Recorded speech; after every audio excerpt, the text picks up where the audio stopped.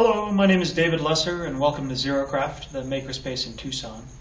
I wanted to shoot a video about how to design parts to make on a CNC router or a laser cutter using Inkscape.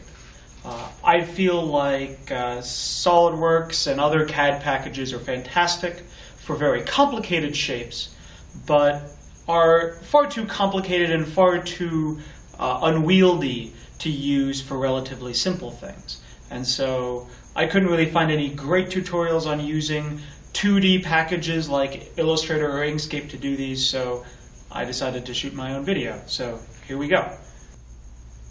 Now, the subject of this video is going to hinge around the design of a stool just like this one here. This is a relatively simple shape in that there's only 4 pieces that interlock to make this chair. There are 2 identical side pieces, sort of leg pieces, that interlock. There's the seat, and there's this footstool part, which is essentially designed to slide down over the top and then make a quarter turn into this notch to lock all the legs in place. So this is hardly a simple thing, but it's fairly basic and is a fantastic choice to design in a program like Inkscape or Illustrator, which is going to be so much faster than trying to model the whole thing in a full-fledged CAD package. So you can see this whole thing is just held together with friction, interlocking tabs and slots that attach everything together here. This thing is strong as hell despite having no glue, no screws, no nails, no nothing. And so we'll talk about how to make something just like this in just a second. So here are the 4 constituent parts broken down. As you can see, the leg pieces are almost identical, save for the different orientation of the dados that let them interlock. This foot support ring thingamabobber is a little bit weird in how it has these swoops that go from relatively thin to relatively thick. These slide into these side notches and lock the whole thing together that way. And then last but not least, the seat simply has these 4 grooves in there that these top parts of the legs fit into. Okay, so let's put it together. Now, we're going to start off by interlocking these 2 pieces. This one has a slot put in the bottom, so it can fit over the other one, like this. And then I give it a quarter turn, and I can make these 2 slots interlock with each other, just like this. So, there are the legs assembled. Next, I'll put this ring on, and so I'll find the thin part and slide that down over the legs until I get down to the notch area, and I can now slide this piece into place.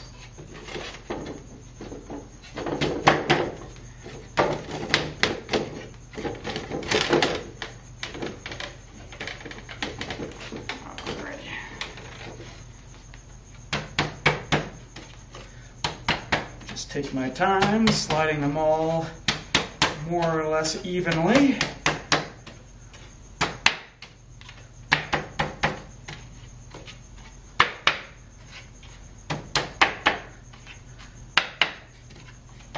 Just like that, more or less. And then last but not least, we'll put the top on, get the tabs into the slots, more or less. And that's going to look a little like that. So, this thing is, pretty sturdy. It does have a little bit of a twist to it, but I have no qualms about putting a couple of large people on something like this. It ain't going anywhere. Alright, here we are with a brand new document opened in Inkscape, and the first thing we're going to do is get the document set up for what we want to be doing. So I'm going to go to File and then Document Properties. Now, the first thing here is to set the display units to what you want, whether it's centimeters or inches. In this case, I'll be doing it in inches. And then what I'm going to do is I'm going to change the custom size of my document to match the material that I'm working with. So this might be the size of your laser cutter, or if you're trying to compress all of your pieces into one sheet of material, this is going to really help you know where you are there. So that's what I'm going to do here. I'll switch to inches again, and I'm going to make this 36 inches wide and 45 inches tall, because that is the size of my machine. Alrighty, so now I'm going to go ahead and get started. When I'm using Inkscape, I always keep my offhand on the Control, Shift, and Alt keys on the keyboard, because that's really going to help change how every tool works in this software. So right now I'm scrolling up and down with a scroll wheel on the mouse, and you can see that I'm actually going up and down. But if I hold Control down, instead this becomes zoom in and out, which is very, very helpful for seeing the big scale and the small scale of what you're working on. So here we are. Now, the first thing that I'm going to do is I'm going to get started on the legs. Now, there are going to be two different leg pieces that are mostly identical. And, of course, each of those leg pieces is itself symmetric. Now, my general rule of thumb is when I'm making something that's going to be repeated, I just make it once and then copy and paste it. It's going to save me a lot of time and really prevent me getting myself in trouble when I think something's identical but it isn't actually. So let's go ahead and start making half of one of the legs, and then we'll just copy and paste it over. So I'm going to start off by making a rectangle here. And usually what I do is I just draw a rectangle. I don't really care what size it is. And then I can change the width and the height to get it to the exact size that I want. Now in my case, I'm going to want the base of my stool to be 19 inches wide. Since this is half, that's going to make this 9.5 inches wide. And then the height is going to be 28 inches high. Now, so here is essentially half of my leg so far. Now, I could just make this rectangular, but that's going to be a little bit boring, so we'll try to dress this up a little bit. Now, Inkscape will treat some objects specially. Normally, objects are simply just a bunch of points and lines with no real significance ascribed to them. But oftentimes, you want to treat it with a little bit more care. For instance, text is the classic example. You might want to go back and change the font or change the wording of a word. And the last thing that you want to do is have it forget that this is text and just think of it as a bunch of lines. And so we've got that same situation going on here with this rectangle. I can always double click on this rectangle and I can say change the radius of curvature of the corners to something different than what it was. And that's often a very helpful thing, but it's not what I want right now. So what I'm going to do is I'm going to tell Inkscape to just treat this like a dumb bunch of lines. And that's going to be here in Object to Path. So now that I've stripped away all of the rectangleness of this object, I can click on this tool here, and this will let me grab individual corners and line segments and manipulate them to my will. So I can do all sorts of weird stuff with this thing that makes it no longer be a rectangle. I'll just undo that. So what I want to do first off is I'm going to want to make this stool taper towards the top. And I can do that quite simply by just grabbing one of these anchor points, and I can cheat it in a little ways. So I decided that I wanted my top to be 11 inches wide at the top part. And So that means I want to lose a total of 8 inches from the width.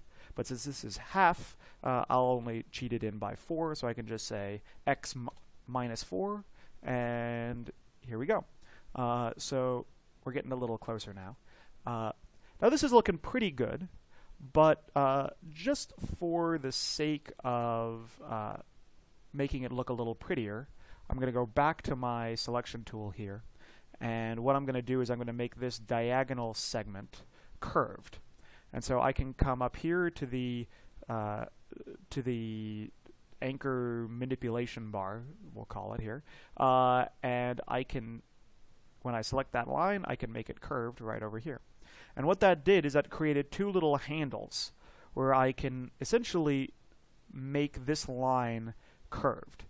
Essentially what's going to happen here is the curve coming out of this point is going to try to leave on this angle, and same thing here, it will try to come into this point at this angle, and essentially the length of the line judges how strongly it prefers to do one or the other. Now in my case, what I think I want to do is just have sort of a nice sort of shallow curve, something that looks a little bit like that. That looks pretty good to me. So, there we are. Now, the one last thing that I'd like to do here is I'd like to change around how the bottom works. Now, if I left this like this stool would have a huge amount of surface area against the ground. The whole width would all be touching the ground. Now, in a perfectly flat room, that's not a big deal. But oftentimes, chairs with large, flat surfaces on the bottom tend to increase the likelihood that you get some pebble or some unevenness in the floor under one of those parts, and then the whole thing's going to teeter-totter. And so what I'm going to do is I'm going to take out a bunch of material in here to essentially create a little foot out on the edge. And so what I'm going to do is I am going to use what I think is probably the most powerful tool in Inkscape, and that is the addition and subtraction and all of that sort of stuff. So I'm going to draw a rectangle, which is going to have the shape that I want to cut out. And so what I want is sort of a rounded rectangle cut out of here, and I'll just change that over here. Maybe that's a little bit more than I'd like. That looks good. Now, I'm going to change the color of this so it's easier for us to see, so let's make this say red. And now I can go ahead and find where I want this to look. This is mostly a cosmetic thing, so I'm not going to worry too much about numbers. I'm just going to play around with this until it looks nice to me. And that there looks pretty good. I'm happy with that. So I will just select my 2 objects by just shift-clicking both of them, and then I can go to Path and do Difference. And that is going to create a new path, which is the black one minus the red one. And there we go. So, here is pretty much my shape. I'm going to do one last thing here while I'm at it, and that is to create a little tab in the top here. And that tab is going to fit into a recess in the seat to hold the seat on. And we might as well do that now. So, I'm going to go ahead and I'm just going to make a small rectangle here. I'll set this back to straight corners. And so, I am going to want to make this, well, we'll do something like 1 inch wide and maybe about, let's say, a ½ an inch tall. Now, to make my life easier, what I think I'm going to do here is I'm going to use, I'm going to want to have this be a very nice distance relative to the rest of it to make my figuring easier. And so what I'm going to do is I'm going to enable the snapping features here. I can enable snapping to bounding boxes, and I'm going to then make this snap to the corner of that. And so when I enable these two, what you'll see is the corner of this one box is going to snap to the corner of the other box. And now I know that these are perfectly lined up, and that this edge, these two edges are exactly flush. And so what I can do is, again, just offset this by some simple amount, maybe say 4 inches. And now I know that there's going to be 4 inches of a gap between the center and this edge. And since this tab is 1 inch wide, I know that the outer edges of the two tabs I'm going to have are going to be 10 inches apart, and the inner edges are going to be 8 inches apart, and that's going to make my life very easy.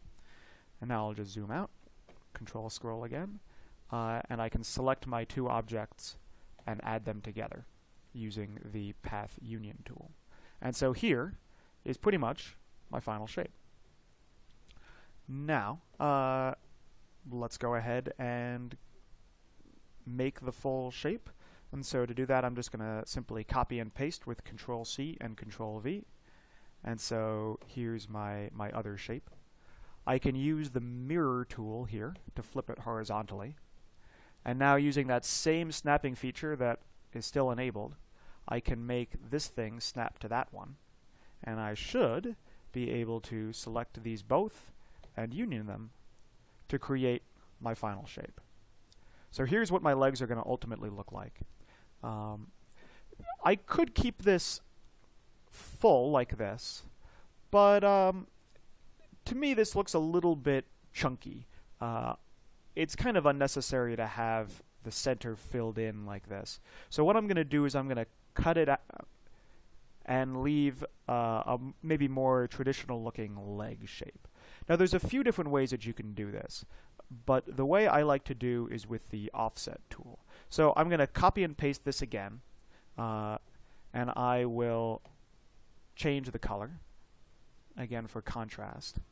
And now we'll go ahead and overlap the two with each other.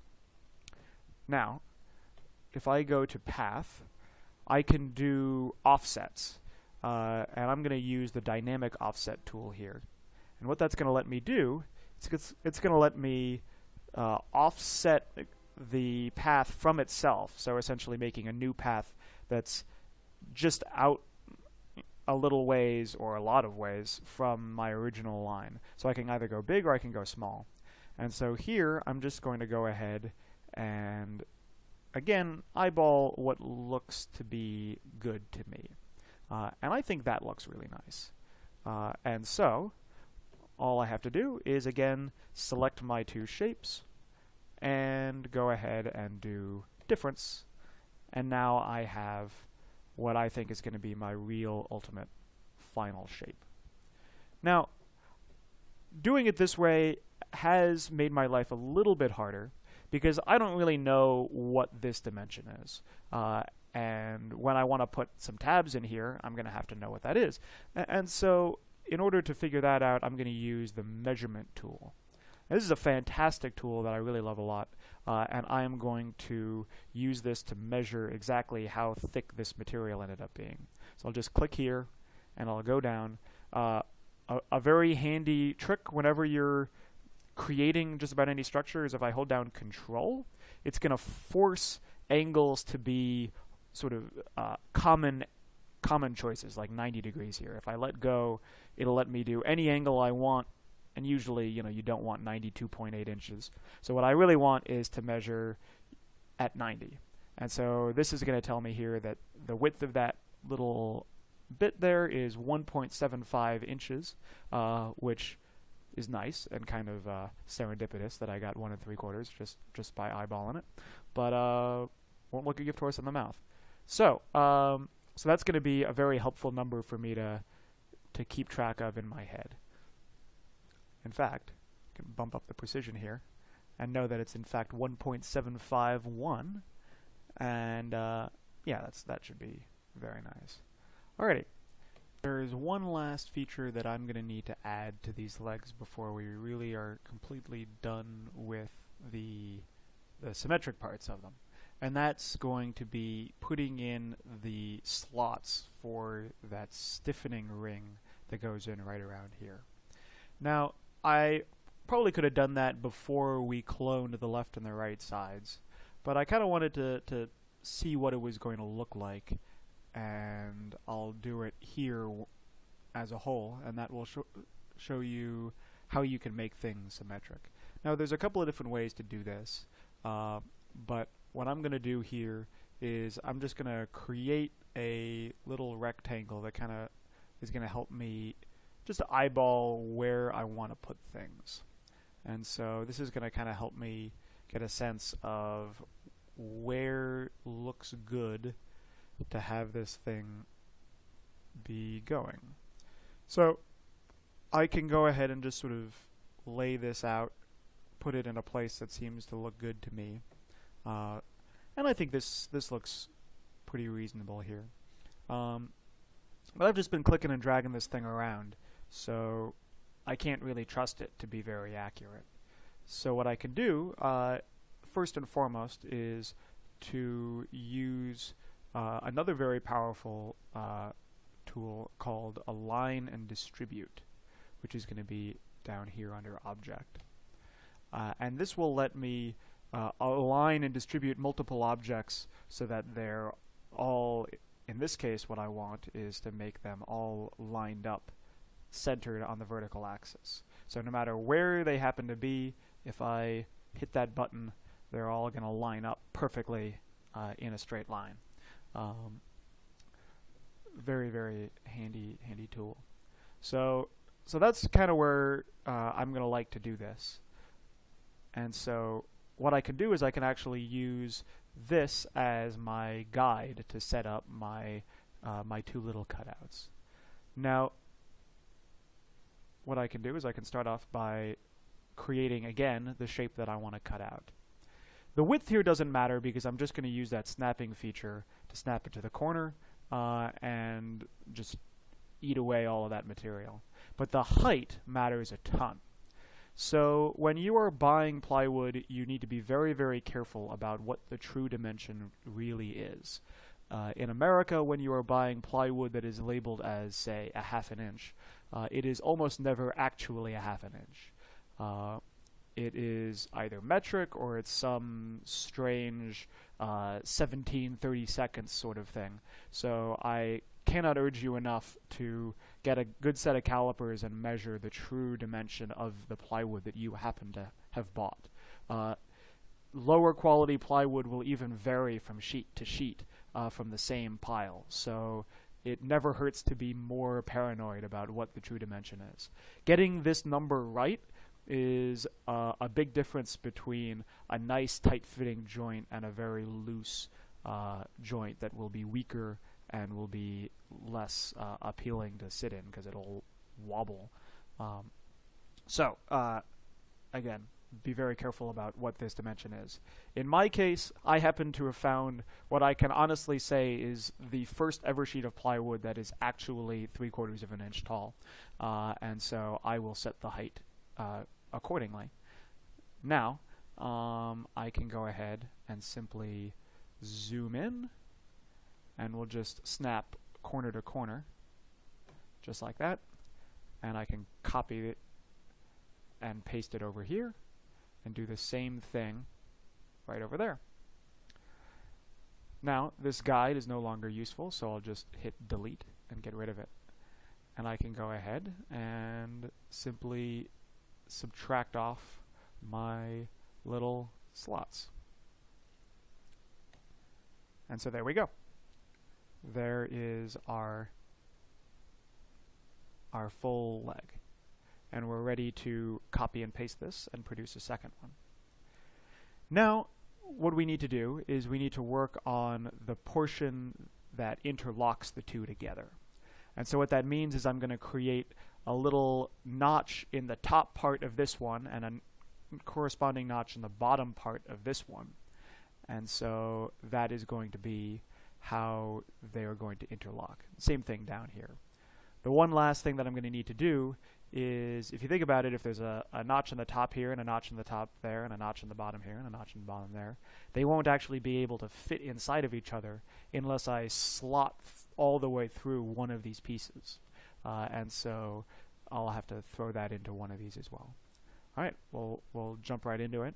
I can actually go ahead and just, oops, I can go ahead and create another little cutout piece. Remember what we were talking about before? The thickness here is 1.751 inches, and so what I'll do is I'll create another little cutout piece. That's the width of the plywood, and 1.751 divided by 2 inches high. And so this is going to be the little piece that I'm going to use to delete off from the rest of it. Now, what I can do here is I can use my bounding box snapping. So I'm snapping the midpoint of this box to the midpoint of that box. And I know that this is a 1/2 inch. So I can simply subtract off 0.5.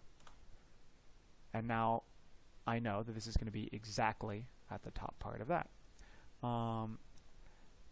Now, a little bit more tricky is to align it here. So what I can do is I can again snap these to the midpoint, so I know that they're lined up center to center. If I click and drag while holding down Control, I can force it again to go straight up and down or straight left and right from where it was. And so this is going to be my way that I can just scroll it down to here. And I'm going to then snap to paths to get this thing to snap right there. So it aligns up with the top of that path. And so there are the 2 cutouts that I need in this piece. And if I want to get extra sneaky, I can copy the 2 and paste them and do the same thing just like before, but now do it the other way. So here I'm going to subtract off the bottom half of the top and bottom parts. So now we'll just go ahead and go through. I'm going to now use the hotkeys, which is just control and minus here to do this subtraction. Something else that I often do is you can add these 2 shapes together with Control and plus, and then I can subtract that combined shape from here if you don't want to individually delete every single piece. And so hopefully now you can picture how this thing is going to fit. The one last thing that I'm going to do is I'm going to cut out the smallest possible notch in this part here, just so that I can fit this piece through here and get it interlocked there. Now, since I'm going to be making this with a router, if I want the router to cut this, then I'm going to need to take out at least the width of the router bit. I could conceivably just do this by hand with a saw or something and just saw through it and have the cut be smaller, but that seems kind of a little bit weird to me. So I'm just going to put a notch into it, and for the sake of being sneaky, I think what I'm going to do is I'm going to put the notch in up here, because I think that it's going to the seat is really going to add a lot of reinforcing up here. So cutting through this section doesn't really change much, and I think that's probably going to be the smartest option. So what we're going to do here, I'm going to be using a 1/8 inch router bit, a 1/4 inch router bit, and so I'll just create a little piece here that's a 1/4 inch wide, and then wash, rinse, repeat. I'm going to get these things to snap midpoint to midpoint, and then control and scroll down until I have the thing right where I want it, and then delete again. And so here are my 2 completed leg pieces. And if I wanted to get even fancier, I can potentially think about how I'm going to arrange these in the sheet of plywood that I have. And so what I'm going to do is I'm going to click on this twice until I get the rotation tool. And I can, again, hold Control to quantize the steps. If I let go of Control, then it's free rotation. So I'll make this maybe at a 90 degree. So here sometimes when you keep the snapping features enabled, they start to fight you. So I'm just going to disable all of the snapping for now. And so I can think about how I want to arrange these two pieces so that they fit nicely in my volume here. And so now, hopefully I have enough room here to make the top and the stiffening piece. So, now I have two things to make. I have the seat to make, and I have the leg rest, the footrest to make. And we could start off with the seat because that's probably easier. Now, we did 11 inches wide here at the top, but let's go ahead and make the seat itself closer to 13 inches wide. And so that's just simply going to be a circle that's going to be width 13, height 13. And next I'm going to have to put in the little tabs for these little the slots for these tabs to fit into. And so if you remember, these things were 1 inch wide, and they were 8 inches between the edges, and so that would make them 9 inches on center from each other. So I'm going to go ahead and make my little pieces, and this is going to be the width of the plywood, which is 0.75 and 1 inch high. And now I'm going to simply copy and paste this. I'm going to use my snapping features to overlap the two rectangles with each other. And now I'm going to offset this down by 9 inches. And presto, there are my two tabs nice and aligned. And in fact, if I want to be extra special sure, I can confirm that's going to look right, which it does. And so I should be able to align these up with this, which I can't do right now because they are really just two different objects, and so Inkscape won't know where to snap. But if I select these two together and turn them into a group, then Inkscape will treat these two objects as one. So if I click on one, it will select the group, it won't just select the one. And this is a fantastic way of keeping two linked objects together. And so now I should be able to snap to the centers of this circle. So there is my group snapping to the center of the circle. And all I have to do is simply copy and paste. And now I'll rotate this by 90 degrees and do the same thing again. And here is my seat ready to cut out. Now, I'm not going to subtract these shapes from that because in the case of the router, I don't actually want to cut all the way through the seat. I simply want to make a recess that's this deep into the seat so that when we flip it over, the seat top will be smooth and continuous. It'll just have these little insets in the bottom that those tabs will fit into. And so the way my CAM program works, I can select this shape and tell it to cut that shape out, and I'll also be able to select these shapes and tell it to pocket those. So I'm happy as things currently are. Now the last thing to do is maybe the hardest, and that is making the footrest. And so we're going to need to take a few dimensions off of this thing. Now first off, I'm going to want to use the cusp measuring tool, and what this will let me do is it will let me use the measure with the cusp snap, so that when I go to click, it will automatically change the spot that I'm clicking at to line up with that cusp node right there. And so essentially what I need to do is I need to figure out what the dimension inside this is. And so that is going to tell me that that is 13.214, which I will write down.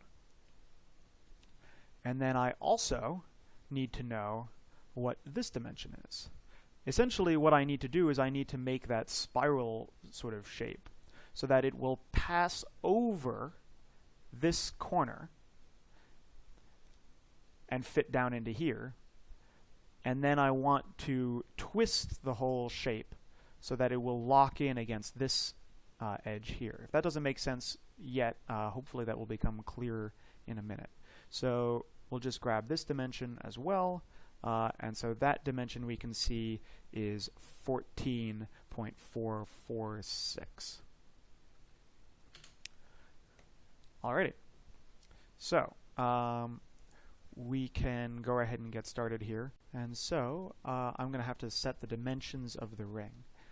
I'll start off by making the outside diameter of the ring to something that's a little bit bigger than this shape. So I've got a good bit of meat around the outside. And I think that wants to be something like maybe 16.5 inches. That's going to give me at least 1 inch all the way around the outside. And now I can get to work on the inside dimension of this. And that's just going to want to be a little bit smaller than the smaller of my two numbers that I measured earlier. And so since the smaller of those numbers is 13.2 inches, maybe I'll make this just 12.75. Sounds decent to me. And now I'm going to simply overlay these two on top of each other, bounding box midpoint to midpoint, and simply subtract the two. Next, what I'm going to want to do is I'm going to want to set two different spots. So there are sort of two different thicknesses, inside dimension thicknesses that are relevant. There's the portion that needs to fit over this corner and the portion that needs to lock against that edge. And so we can do that in either way, but let's go ahead and just start with the bigger of the two. So just like before, I'm going to make a tab that is the thickness of the material. And we'll go ahead and make this, say, something easy like 2 inches tall. And now I need to snap these over each other. And I now want to make sure that I'm going to be cutting away exactly 13.214 inches. Since these are 2 inches wide, I can subtract 2 inches off of that and simply now shift this by 11.214. I'll change the color here to make it a little bit more obvious what's going on. And now I'm going to add these together, and I should be able to snap using the center line stuff to snap these two so that they'll fit. And again, copy, paste, rotate, and align again. And there are the two pieces that I'm going to, the four pieces that I'm going to subtract from there. Next, what I'm going to want to do is put in a deeper notch for the portion that's going to slip over that corner. And so in order to set that, I will again create a shape that's the width of the plywood, and we'll make it again 2 inches wide. I'll copy and paste this, overlap them, and now I need something that is closer to 14.446. And so again, I'll subtract off that 14.446 minus 2, So I'll get 12.446, and I can add these shapes and bring them over there. And so now what I'm going to do is I'm simply going to offset these by some amount, and that is going to make it very easy to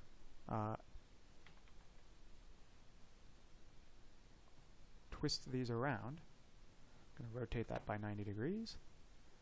And so, if I add these and subtract them from this, I now have the setting points of this arc. So now all I have to do is conjoin these two lines into one smooth shape. And so what I'm going to do is I'm going to simply use the direct selection tool to grab this line segment and delete it. And now I'm just going to take this line segment and very simply turn this from a curved line into a straight line. And so that should allow me to slide this portion over that tooth, and then by rotating the entire thing it will end up locking against that section. And so this is easy enough to just simply repeat 3 times for these 3 line segments, and then make this one straight, and that one straight, and this one straight. And so there is my final shape, ready to rock and roll. Now, I have essentially made all the pieces that I need to make. And if I was blessed with a laser cutter that was big enough to fit something this big into, I would be more or less ready to go. But because I have the router, my life is a little bit more complicated by the fact that I need to be very careful about all of these inside corners that I'm trying to cut. Because while it may appear to be a crisp line here, a crisp corner, what's actually going to happen is my router, which I already said was going to be 1/4 of an inch wide, is going to cut in along this line, and then it's going to try to cut along this line, and it's going to leave a radius on the inside of this corner. In some cases here, for instance, this part here inside the leg, I actually want that radius. It's kind of nice. It makes it look a little nicer, and it makes it stronger. But here in these tabs and slots, it's going to kill me, because it means that my parts aren't going to fit together the way I was hoping that they would. And so what I'm going to have to do is I'm going to have to tell the machine to eat out extra material here in order to ensure that my pieces will interlock the way I'm hoping that they will. And so essentially all I'm going to do is I'm just going to use a little circle that's 1/4 inch in diameter. And so what I'll just do is use my snapping features to grab this circle and put it where I want it. And I'll just copy and paste. And so by subtracting these 2 shapes from the overall shape, I'm now going to end up with the ability for a sharp external corner to fit into this area.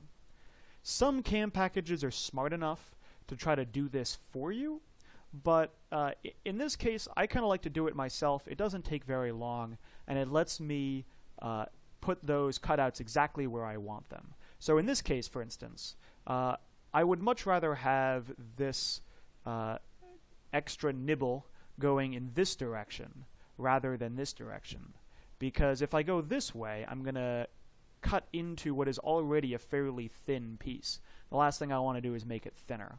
But it doesn't really hurt me nearly as much to cut out material in this direction. So by doing it manually, I get to kind of set the directions that I want to go with this. So basically, again, I can either put it in to go this way, I can have it go that way, or if you want to be extra fancy, you could try to put it right into the corner, but usually you just want to go one way or the other. In this case, again, strength-wise, I don't want to eat into the leg of my stool, so I'm going to go this way rather than this way, given where this tab is. So again, I can simply select these two shapes and add them, and then subtract that from the rest of the shape to give me something that looks like this. Okay, so I didn't want to bore you to tears with the all of the work of putting in all those little circles, but this is what the final project looks like. You can see in each of these spots I put in all of the little nibbles that I need to do to get everything to interlock properly. As I said, some of these I feel like are more important, preserving the strength of this leg by nibbling this way rather than this way. Some of them, like in the case of these, really don't matter at all, but it's worth thinking about before you jump into just putting the nibbles wherever it seemed like a good idea at the time. And so this shape is ready to go. This is a stool that is done. One last thing to mention. Now, the way my CAM software works for the CNC router is such that I don't really have to care about colors or anything. All I do is I just select a shape and I say, cut this shape out. Follow along the outside of this line and cut it out. So I'm ready to pull this over into VCarve Pro, which is what I use. But depending on which software you're using or which machine you're using, you may find yourself needing to do a little bit more work. So for instance, with laser cutters, what you really need to do is, for a cutout shape, you need a thin line rather than the solid fills that I have here. And so I'll just quickly show you how to do that if you are interested in laser cutting rather than CNC routing. And to do that, all I'm just going to do is I'm going to go to the fill and stroke command, which is here in Object. And so that will pull up a window that shows me what the fills and strokes are. So right now this has a solid blue fill, which I would want to disable by clicking on the X. And then what I'm going to want is a stroke, an outline stroke that is solid. You may or may not want to color code your cut lines. In the case of the Trotec laser that we have at ZeroCraft, we like to usually use red for the cut lines, and so I can set this to solid red here. And then last but not least, these cut lines usually need to be very thin for the laser to interpret them as, in fact, cut lines. So I usually tell people to make things 1/1000th of an inch or 1/100th of a millimeter, depending on how you like to do units. Now, you may have noticed something, that my shape just disappeared when I set the width to be really small. And this is essentially a fact that, remember, this is almost a yard across from edge of the page to edge of the page. That's about a meter. And my thickness of this line is incredibly tiny in comparison to that. And so Inkscape essentially doesn't draw these lines because they're so much smaller than pixels on the screen that it just averages out to white, which may be accurate but not helpful. And so I will either have to zoom in order to get those lines to show up, or an alternate option that I can do is I can go to View, Display Mode, and if I go to Outline, it will show everything as a black outline regardless of what it actually is. You can see the things that were filled are now gone. The things that were colors are now not colored anymore. And so this can be a very handy trick for seeing all those thin lines without having to zoom in and scroll around searching. But that's that. That's ready to rock and roll. So I hope you enjoy this. I hope you learned something, and I hope you try to use this software. It's really fantastic for doing this kind of stuff. Alrighty, see you next time.